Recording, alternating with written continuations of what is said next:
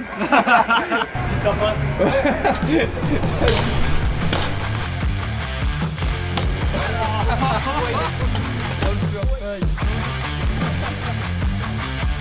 Aujourd'hui, avec First Try, nous allons à la rencontre d'Anthony Michlik, un rider aussi à l'aise en parc qu'en street. Il vous a préparé de beaux tricks pour cette vidéo, alors pour voir tout ça, nous le rejoignons chez lui, à La Défense. Moi c'est Anthony Michlik, je fais de la trottinette freestyle depuis 9 ans, en région parisienne et surtout ici à La Défense, comme on peut le voir. J'ai 22 ans, j'ai un doute, hein. Ça fait longtemps. Et voilà, j'ai commencé à l'âge de 13 ans, du coup la trotte c'est facile à côté, mais bon, c'est ça. Bon, j'ai commencé à faire du parc, mais du parc en street, ça veut dire, j'ai pas commencé directement à faire des grinds tout ça, mais je faisais les bases et puis mes premiers vrais grinds, je les ai fait au bout de 2-3 ans. J'étais surtout, je faisais beaucoup de ball, comme dans le parc à Courbevoie, à mon local. On faisait beaucoup de fly, c'est là où j'ai appris tous mes tricks, avant bien sûr de rencontrer des vrais streeteux et de bouger un peu, et c'est là où j'ai un peu découvert, surtout quand les premières street jams, j'ai vu que c'était juste devant chez moi. C'est la première fois que je voyais vraiment des gens en street, ça m'a inspiré, mais j'ai quand même jamais lâché le parc. Même là, quand je fais du street, j'essaie quand même de faire des tricks de parc, de les passer en street. Même les gens ils connaissent, tout le monde sait que Serail c'est les premiers qu'on connaît à l'époque. Des vidéos il y a 9 ans où je faisais le petit gap des marches comme je viens de faire là. J'ai vu, c'est sur ta chaîne YouTube, non? T'as posté pas mal de trucs. Tu vas sur ma chaîne YouTube, tu regardes les premières vidéos il y a 8-9 ans et tu vois tous les spots qu'on a, enfin ces spots là tu les vois. Ah, c'est trop bien. Silox et Narlier comme Mr. Robot et Elliot Anderson. Nous deux on fait le taf comme s'il y avait 4 personnes. Dans ma chambre, toujours dans ma chambre, on garoche tes perso. On écoute les maquettes du G-Pro en attendant qu'elle sorte. Je rappe pour moi, pour toi qui m'écoute, pas grave si je perce pas. Les champions petits fils de tout ce qui se donne en spec. Je suis avec mes frères au conquer et on s'en filme dans un petit test.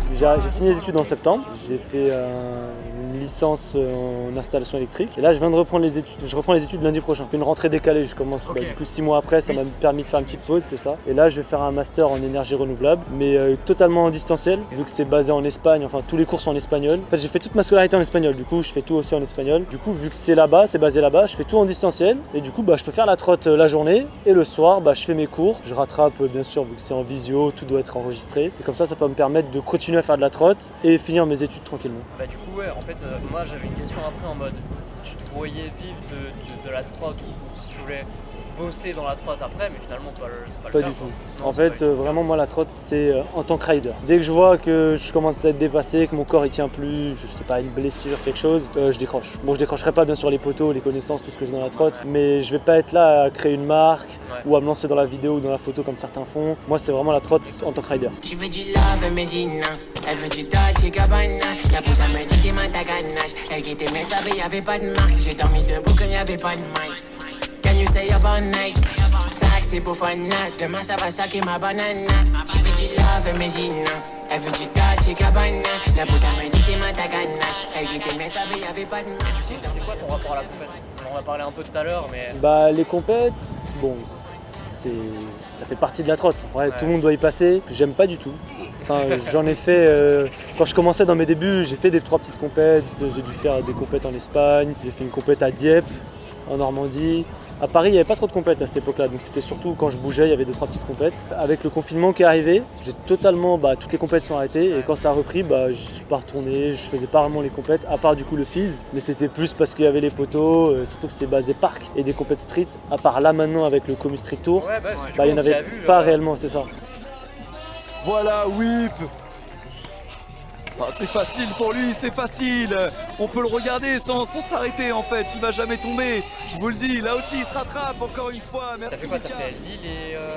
J'ai fait la première étape à Salon, où j'ai fini deuxième. C'était ma première compète depuis 3 ans et du coup j'étais un peu choqué en mode ça se voyait que j'avais progressé quand même en 3 ans. Et du coup après je me suis dit pourquoi pas faire toutes les étapes. J'ai fait Lille, j'ai fait moins bien, je suis arrivé 7ème. Puis après je me suis blessé pour la 3e étape que j'ai pas pu faire et la dernière je la ferai pas non plus. Ce qui me plaît pas vraiment dans la compète, outre l'esprit de compétition que j'ai pas réellement, je suis plus vraiment kiffer avec les potes, filmer des vidéos, aller en trip. Tout ce qui est compète, on voit souvent le vrai visage des riders parce que c'est compète, ça dit pas bonjour. Bon, c'est comme ça, on a tous une personnalité différente au moment des compétitions. Et en fait, je le voyais plus comme une sorte d'examen, comme en cours où tu attendais toute ta journée, où tu révisais.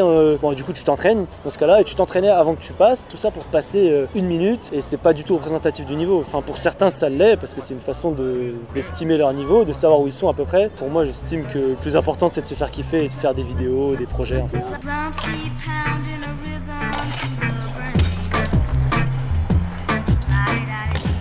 faire un petit truc en sortie sur ça là, un petit salto. Vas-y. On va faire juste un normal pour voir comment c'est. Vas-y, moi je suis prêt. Vas-y, chose. Oh, aïe, aïe, aïe. Let's go.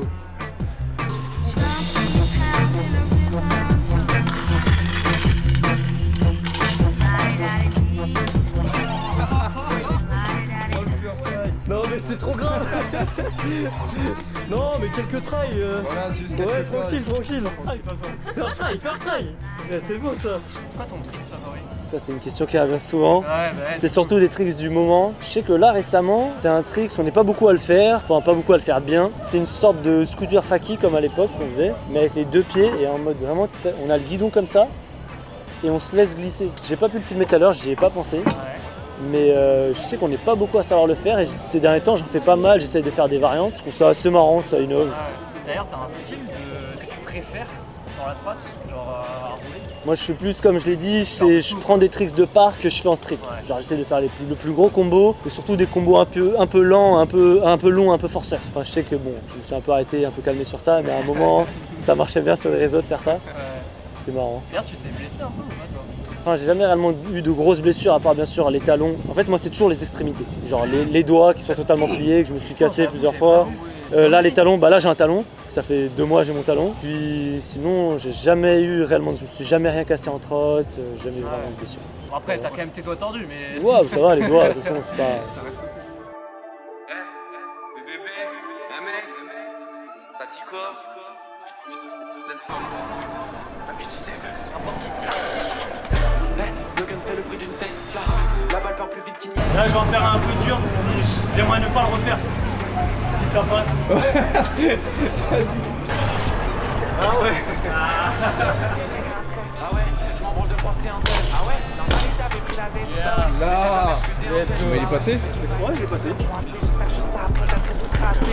Mais les qu'à la fenêtre qui fait l'angle, on est posté. Je suis excité dans 17 pays différents. Rentré comme un itinérant. Sourire comme multiplié. T'as un parc préféré, un parc qui te fait rêver même dans le monde? Ah que j'aimerais vraiment aller. J'ai toujours voulu aller à Woodward jusqu'au jour où je suis arrivé à. Enfin j'étais à 1 heure de Woodward en voiture parce que j'étais avec la famille là-bas. Et on les a appelés et totalement désagréables et depuis ce jour j'ai plus du tout envie d'y aller. ouais. Genre ils m'ont recalé direct, tout.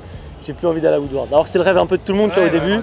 Et maintenant c'est plus. En réalité là c'est plus des villes où on rêve d'aller pour streeter. Genre moi je rêverais vraiment d'aller à New York. Pas forcément juste pour les spots mais c'est surtout genre l'ambiance. Même si là-bas il y a des riders, il y a encore tout à découvrir dans le monde de la trotte à New York. J'ai vraiment envie d'aller là-bas faire un projet. Bah en fait j'ai eu la chance de beaucoup voyager avec mes parents quand j'étais petit et vraiment partout où on allait, je prenais ma trotte. Ça c'était, j'avais pas le choix. Et mes parents étaient assez flexibles s'il fallait faire un détour par un parc, tout ça. Et j'ai de la chance d'avoir de la famille en Espagne et de la famille en République tchèque. Du coup ça me fait voyager beaucoup en Europe et j'ai fait quasiment tous les pays d'Europe avec ma trotte, que ce soit en street, les parcs. Et puis même aux États-Unis, je suis allé 2 fois, au Canada. Aussi avec, Et après on a fait beaucoup de trips récemment avec Crack et même Sigma.